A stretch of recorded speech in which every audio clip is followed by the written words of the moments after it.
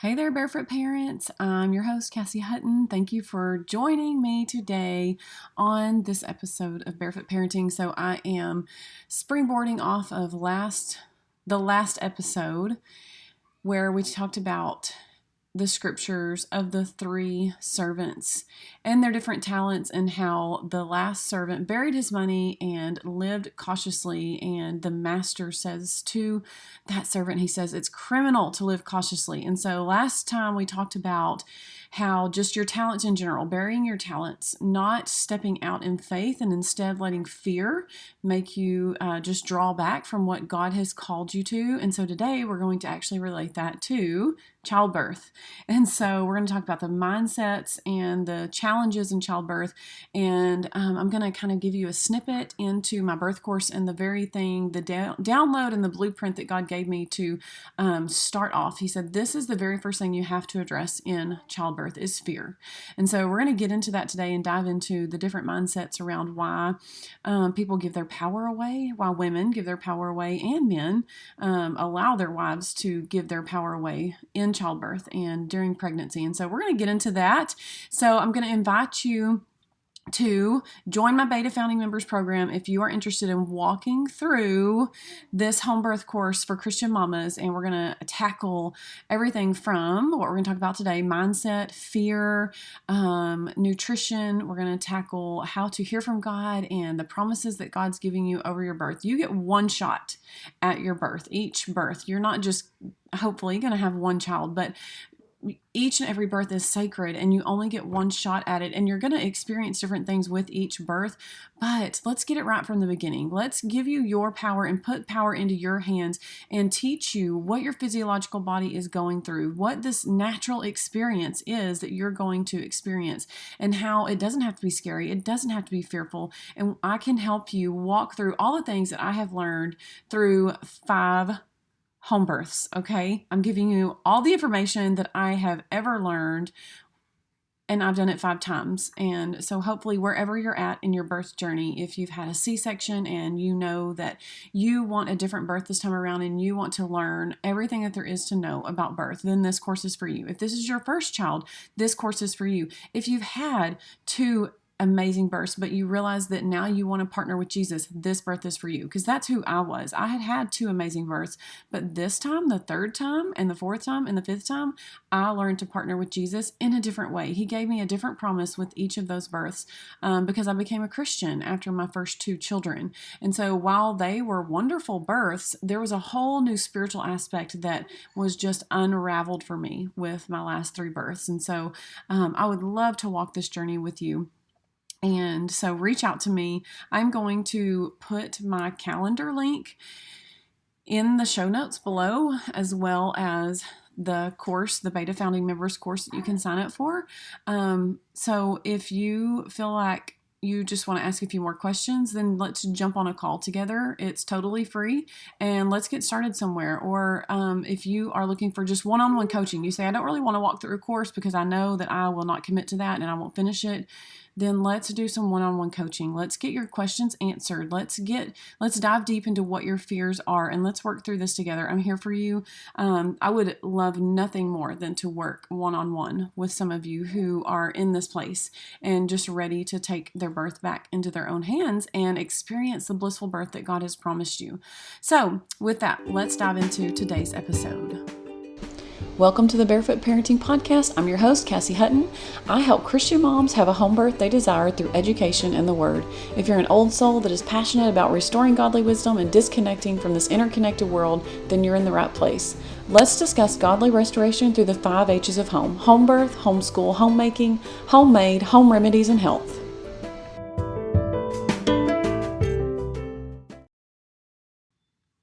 All right, so today's episode is about fear. Not living cautiously in your birth.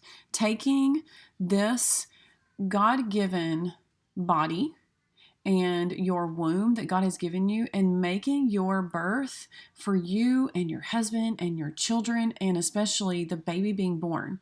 Taking this sacred time and making it what you want it to be. A lot of times most of the time, pregnancies are going to run very smooth. The majority of pregnancies are going to run smoothly. Nothing crazy is going to happen. Even in this world that we live in right now, with all the junk and all the food and all the health problems, I'm still telling you that then the majority of pregnancies are going to run smoothly. If you couple that with healthy living, healthy choices, healthy foods during pregnancy, really balancing your blood sugar and doing the work beforehand, before you get pregnant, to really make sure your body is healthy, and true health, not what we think health is, but true health. What is true health? It's not eating a salad every day, okay? But it is really replenishing your body with lots of really good nutrients, cutting out all the toxins, not just in your food, but also your beauty products, and finding time to reduce your stress and getting sunshine. Those are some of the very simple things that you can do to ensure that you are nourishing your body to do what's best for your pregnancy and your baby. So, moving into, though, the fear aspect around childbirth. This is really interesting because I had given birth to 4 children before God really spoke to me about the number one thing that women have to address when it comes to childbirth, and it's fear. And it was so interesting to me because I wasn't pregnant at the time, but I had just given birth, and I was still very passionate about birth, and I was still thinking about birth. And I knew, even though I was going through a whole lot of postpartum depletion and depression and lots of emotions and a whirlwind of everything going on, I knew that I still wanted another baby. And it just was still in me. I mean, it was like 6 weeks later, it was like, I'm ready to give birth again. Like, I'm ready to do this again. And my husband was like, no way, we are not doing this. You're crazy. Lo and behold, we did get pregnant shortly after my body started to heal. And those were some of the things that I really thought about during this pregnancy was, wow, I guess I had never really thought about the fact that I had actually faced these certain fears in all of my pregnancies. And for sure, with my first pregnancy, as I'm sure with lots and lots of moms, sometimes we go into that first pregnancy just really naive. And so we maybe don't face a whole lot of fears. And then there's different fears that arise with every other pregnancy, I feel like, because there are just challenges. You think back to your previous pregnancy, or you think back to your previous postpartum time, and you're like, oh, and so there are reasons to live cautiously, right? And to not dive deep into healing those certain parts in our mind and in our heart and our soul that will just cause us to step back and actually begin to fear the thing that ends up like manifesting. And I don't mean that in a new age way, because that word manifest gets thrown around as if we can make things happen. But there's a spiritual world that we're surrounded by. And so I want to touch on this real quick. I kind of feel like I'm all over the place. So I really want to hone in and target what I'm actually saying. So let me, fear in childbirth. So it's a mindset thing. Women will say to me, this was the thing I feared. The one I'm thinking about, and I have my own example too. But one of the stories that I'm thinking about is she said, I had a fear that I would have a posterior baby, and that's exactly, and have to be transferred to the hospital. And that's exactly what happened. And I had to be transferred to the hospital. And so the very thing she feared is exactly what came true. And so here's the thing is we have to work through those fears. We have to come to a place in childbirth to say, even if that happens, I'm okay with it. And not just logically in our mind, but actually a true heart where the word becomes flesh, where we actually have a revelation and a peace, a supernatural peace overcome us over whatever that fear might be, right? So in my emails, if you've signed up for my emails, I shared this story of when I was first pregnant and I was super fearful of I was still torn between like, I'm going to have to experience excruciating pain if I have a home birth or a birth with the midwives outside the hospital, or I'm going to have to endure all of these exams and just control and force if I go with a hospital who possibly can offer me that epidural if the pain gets too bad. However, I was way more scared of an epidural than I was of natural childbirth pain. But I finally came to this place where I settled it in my heart and in my mind. And I was not a Christian at this time. So even no matter where you're at in your journey in faith, like God is still with us no matter what, even if we don't even believe in God, even if we deny God completely. I just didn't know that I wasn't a Christian at the time. No one had ever told me the truth. But I came to this conclusion in my heart. I recognized that, hey, midwives have been practicing for hundreds of years. And I thought about our Western culture and our Western society and how, man, we are quick to shut something down if one little thing goes wrong, right? They're all of a sudden like, this is illegal. We can't do this anymore because somebody makes a big to do about, for instance, raw milk. Let's think about that one in general, right? Like one person got sick or there was one outbreak of raw milk. And so what did we do? We banned raw milk completely and made it out to be this horrible thing that if you drink raw milk, you are absolutely going to die. When really, if you look back and you study it and you go back and look at it, it was like, oh, that was actually like one outbreak. And it was because it was commercially produced and the cows were not healthy. They were in a horrible environment and it wasn't clean. And so, right, that the lie set in and it became this horrible thing. And so I was able to logically reason with myself. And I said, you know what? Midwives have been practicing for so long. And my particular midwife at that time that I was thinking about going with had been in practice for 40 years. 40 years. Think about how many babies she had delivered. And I told myself, I was like, she would not still be in practice if she was careless, didn't know how to spot an emergency, didn't know how to revive babies, didn't know how to see that mom needs to be transferred to the hospital. Like, there's no way she would still be in practice if she did not take care of her patients and deliver healthy mamas and healthy babies. And she was open to me asking all the questions. How many women do transfer to the hospital? And I'm sure the statistics are still the same. About 10% of women who choose a midwife and a birth outside of the hospital, about 10% have to be transferred to the hospital. And so, and asking, okay, well, what does that look like? What would be a scenario where we actually need to be transferred to the hospital? And I think that this is the big fear for women. Why they actually fear a hospital transfer. I think it's the fact that we fear failure. We look at, if I choose a home birth and I have to end up being transferred to the hospital, I feel like a failure. I feel like my body has failed me. I feel like I made the wrong choice. And I'm fearful that people will look at me and say, told you so. Or people will say to me, you should have chosen the hospital birth in the first place. You could have, and they're afraid of the aftermath of what people might say, or that they would feel like a failure. And I don't think that they are consciously realizing that fear of being transferred to the hospital is actually a fear of failure, that they're not connecting the dots there.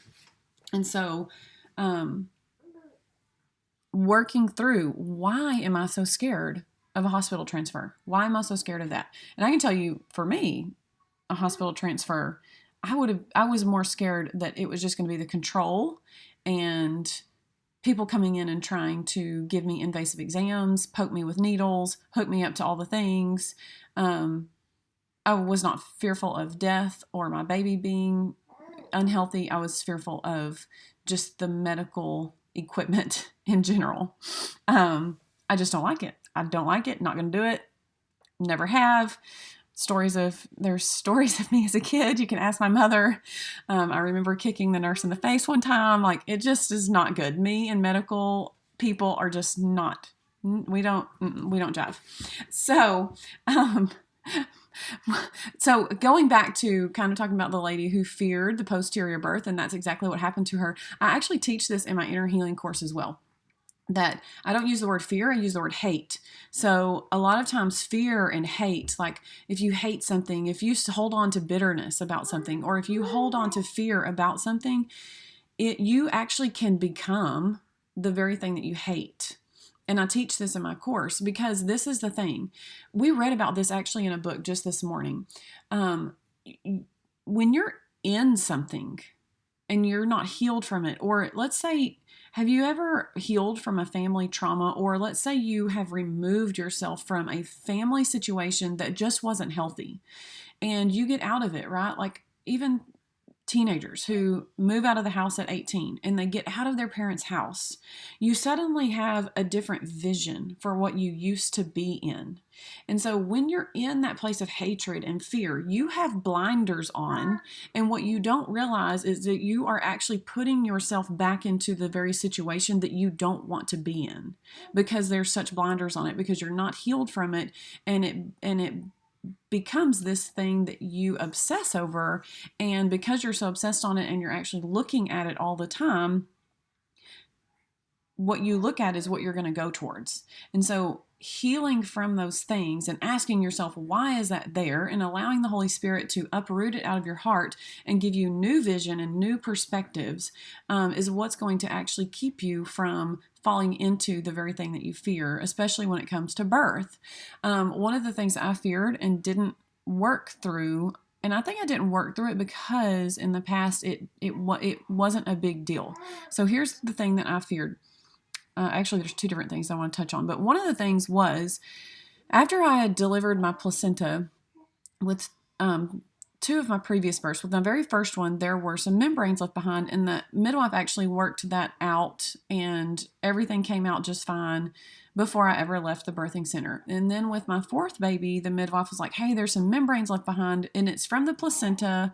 And I don't fully understand exactly the difference between membranes, but I do know that I was able to look at the placenta and see that all of the placenta was there, right? You don't want to retain placenta. That is very dangerous, and your body does need to slough that out and get rid of it. But the membranes are a little bit different. It's not going to necessarily cause an infection. And so with my fourth baby, some membranes were left behind. She told me they were there. She told me that to expect to see them and that they would, my body would clean them out. And it was about a week later, and it was graphic, and it was very actually painful. And so it was just, I don't know, when you don't like medical stuff anyways, and you're having to do that yourself and you're alone, and I just had to go take a hot bath and get that thing out of there. And like my uterus was like contracting again, and it was awful.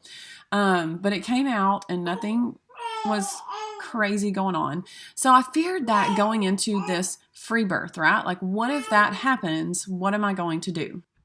And I didn't work through that fear necessarily because I didn't really learn, I didn't learn about it. Like I didn't have the resources to know what to do with a membrane, and really I didn't even look for it. I just knew because the midwife had assured me that a leftover membrane is not a big deal, that it will like clean up itself. I didn't look into it much, but I did think to myself like, okay, what if that happens again? And guess what? It did. And it was very interesting. This time around, though, it was just different. Like the membrane was there, and I hate to be like graphic, but if you're listening to a birthing podcast, I mean, surely you understand that things get gory and bloody and messy. And birth is not perfect, and it's not always going to go the same every single time. So anyways, to spare you the details, the membrane was left over this time. And so the very thing that I feared is the very thing that happened, but it all worked out and it was fine and everything was okay. It was quite a bit different. I knew what to expect if one was left behind just because of what happened last time. And I looked at the placenta and I knew for sure like the placenta was intact and everything was there. So this was not a leftover placenta, but at the same time, I didn't have that like expert there to say, everything's going to be okay. And so you're relying on faith and you're relying on trusting your body and listening to your body. And I just had to like tune into my body every day. Like, is anything different or shifting or changing or hurting in a way that feels alarming to me? And it never did. And everything cleared up fine. And here we are 9 weeks postpartum, and everything seems to be working well. But anyways, so the very thing that I feared is the very thing that happened. And probably most likely because I didn't actually work through that fear. And so therefore there's is just a spiritual thing behind it, and our body holds on to the score, right? If you've ever read that book, the kind of the traumas that you go through, your body holds on to these things and it remembers these things, even a lot of times if your mind doesn't remember it. So now let's talk about, if you're to walk through the Beta Founding Members Program with me, if you are to enter into the Exodus Birth course, we will address fear as it pertains to the people that you're surrounded by or the fear that's coming from you. And what exactly is the fear towards? Is it towards the pain of childbirth? Is it, which is likely for a lot of women in our culture, especially, to fear the pain of childbirth? Or is it something different? So asking yourself, where is fear in the situation? So we address, I call it the fear factor. We address the fear factor. Where is fear in this situation? So we walk through the module asking, is fear coming from me? Is the fear rooted within me? Why is it there, and where is it coming from? Is it simply a lie that I heard growing up, right? That childbirth is so painful, or maybe you just heard someone's story from the time that you were a little girl, and so it just ingrained in you that childbirth is scary, childbirth is painful, childbirth is going to have all these interventions, and you're going to be sick the whole time. Maybe it just comes from something like that. And so going back to the beginning, going back before that lie was planted and saying, okay, now I release that fear to you, Lord, and walking through that and what it looks like and replacing it with truth. Where is fear in this situation? Is it coming from an outside source? Is it being projected onto you? Is it coming from someone who's asked you, oh, you're choosing a home birth? Well, what if this happens, or what if that happens? Or a lot of people are worried about hemorrhaging. What are we going to do if there's all this bleeding that's going on and we can't stop it? And those are questions for you to sit and talk with your doctor and your midwife and your care provider about, so that fear that has been projected into you can be resolved. And you can walk in peace knowing, oh, this is exactly what we'll do. Talk to other moms who have gone through the hemorrhaging. Talk to other people who took those steps to actually resolve a home birth that hemorrhaged and had to go possibly to the hospital, or was able to resolve it at home, and how and what was used. I had stuff here on hand with my free birth that was an all-natural remedy just in case. I had it there prepared. And so the other questions that you can ask yourself if we walk through the course together is, what if fear is actually coming from your care provider themselves? It doesn't just have to be an OB or the midwife, the hospital setting. It could even be coming from your midwife from the home birth setting, even though it would seem like that would be a less fearful place. It still could be being projected and coming from a person that you are surrounded by when it comes to your birth. It could be in-laws, it could be your spouse. Maybe you and your spouse need to sit down and really go over, okay, there's some fear here. Let's walk through it. Let's talk about it. Let's discuss it, and let's get rid of it. You've got to get rid of it if you really want to walk in a less painful and less intervened childbirth, especially when it comes to pain. So here is the truth about, if you are fearful of the pain and you don't find ways to cope and listen to stories of, pain-free childbirth, or at least less painful childbirth, or just moms who learn to cope with the pain, then you're definitely going to have pain. You're going to have a longer labor. You're going to tense up and not work with your contractions. So when you fear the pain is going to be worse. When you fear the hemorrhaging is going to be worse. When you fear, you fill in the blank, it is likely to be the thing, because it becomes such a blinder in your life. And so I hope all of this makes sense to you so far. There can even be a sense of healthy fear, right? Like if you really want to go and have an all-natural childbirth with no interventions and no pain medication, a fear of an epidural would be a good kind of fear, right? That's what it was for me. I was like, no way. I am way more fearful of the medical interventions and the unnatural side of things than I am of God's great plan and the pain that I will have to endure to get this baby here, knowing that it's like God's design. It's all authored by Him. I just need to get into the zone of releasing that fear. And so there can be places of healthy fear and having to discern, okay, yeah, I would say it's probably a healthy thing to have the fear of having to get an epidural. Not in a sense of if there's a medical emergency, like that's the place where you have to come to and say, okay, even if we have a medical emergency, right? And releasing that fear and not letting it hold you back and becoming the very thing that's the blinder for you.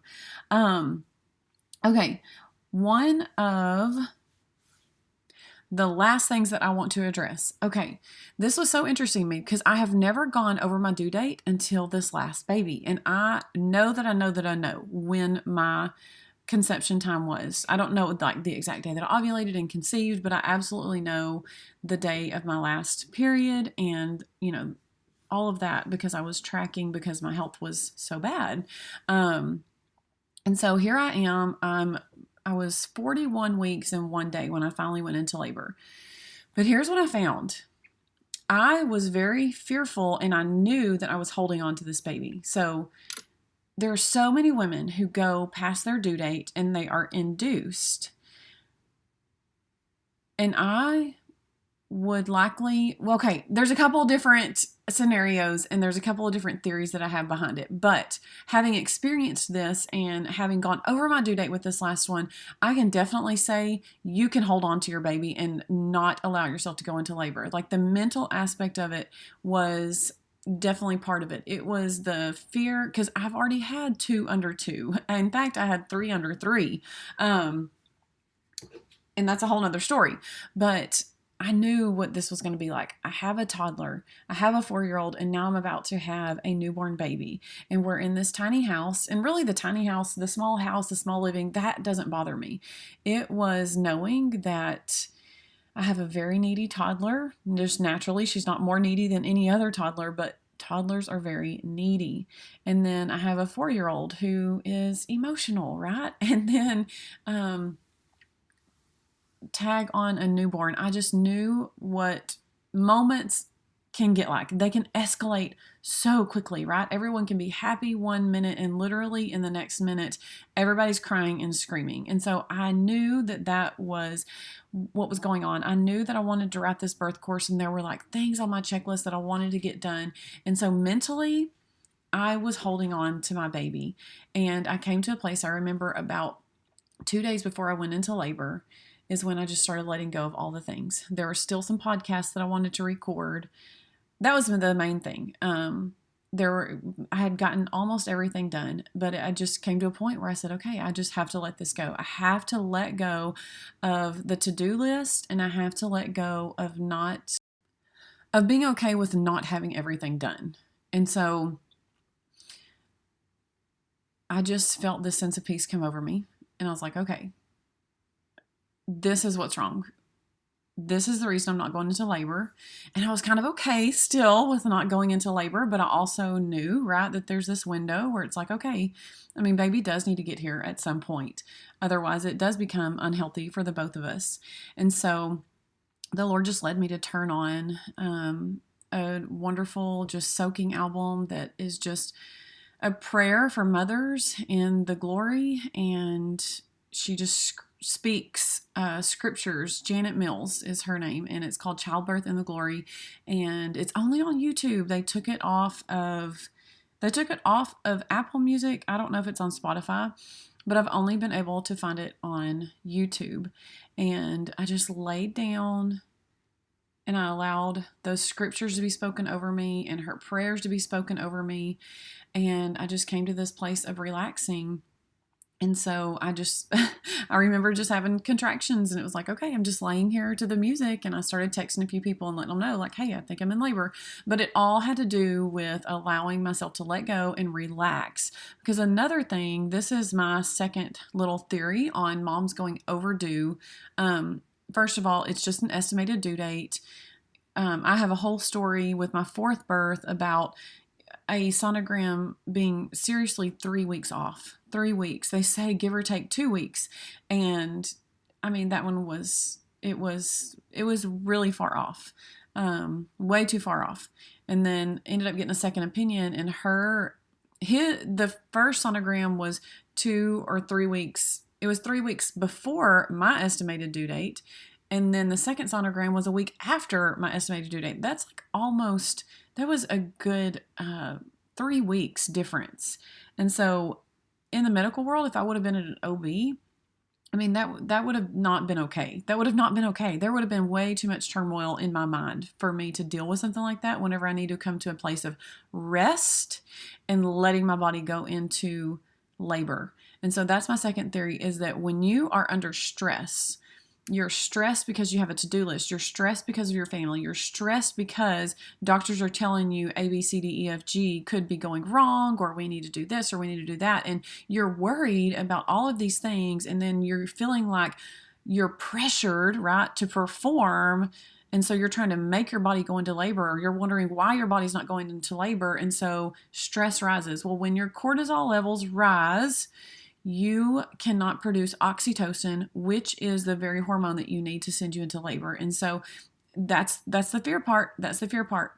It's the same as anxiety. Anxiety and fear are rooted in the same thing. And whenever your anxiety rises, your cortisol levels are going to rise, because that's a stress response. And so you've got to come into this place of relaxing. You've got to come to a place of peace, and you've got to release the projected fear that's on you, and you've got to release the fear within you that's coming from you, the lies that you believe, the fear of the pain, the fear of the interventions, the fear of all the things that childbirth brings on. So I hope that this podcast was helpful, because fear is the number one factor that we need to attack so that we're not living cautiously, going back to the servant, because childbirth is a talent, believe it or not. It is a talent that God has given each and every woman. And it's kind of a weird twist on that scripture. I know that it is, but it speaks to me, and I hope that it speaks to you, because God has given you this, and it is our duty as mothers to protect our children. That it's your God-given right to listen to your mother's intuition. If something doesn't feel right, if something feels off, if something doesn't feel normal, even if someone says it's normal, or even if someone says this is protocol, even if someone says this is what all women do, but you don't feel like it's right, you don't feel like it's for you, you don't feel like this provider's for you, even though everybody else is using them, you don't feel like you want your in-laws in the room, even though everybody else lets their in-laws in the room, or your mother in the room, or whatever it might be, you are the one that is in control. You have the power, and you have the ability to do it in a nice way, in a respectful way. And it's not on you to choose someone else's responses to what you know is best for you and your baby and your family. So I bless you with that today. Please, if this podcast is blessing you, please leave a review, a written review on Apple Podcasts, a 5-star review. And I would love to hear from you. That's what's going to keep me going. And obviously, to know that it's blessing you, it becomes a blessing back to me. And so I would appreciate those written reviews. I would appreciate to hear from you. It would be so exciting. And then come and join me in the Exodus Birth Facebook community. Come join me over there. I will tag it. It's always in the show notes. And so yeah, just click on the link and you will find it, and I will share my calendar link. Be sure, if you are ready to set up some one-on-one coaching calls and mentoring calls, if you have some questions for me, or if you're ready to walk through the Beta Founding Members Program, reach out to me. Let's set up a phone call and see if we are a good fit for each other. I bless you, Mama, and I will be on the next podcast. I'll see you in the next podcast, although we don't see each other, but you know what I mean. Thanks for joining me on this episode of Barefoot Parenting. If what you're doing works for you, is healthy for your family, and is growing you in the ways you need to grow, then it's time to step out of the feeling of guilt and shame and wear your Barefoot Mama badge proudly. Remember, barefoot parents are doing things differently, so be encouraged today. If you're feeling the pushback in your parenting style, you're doing something right.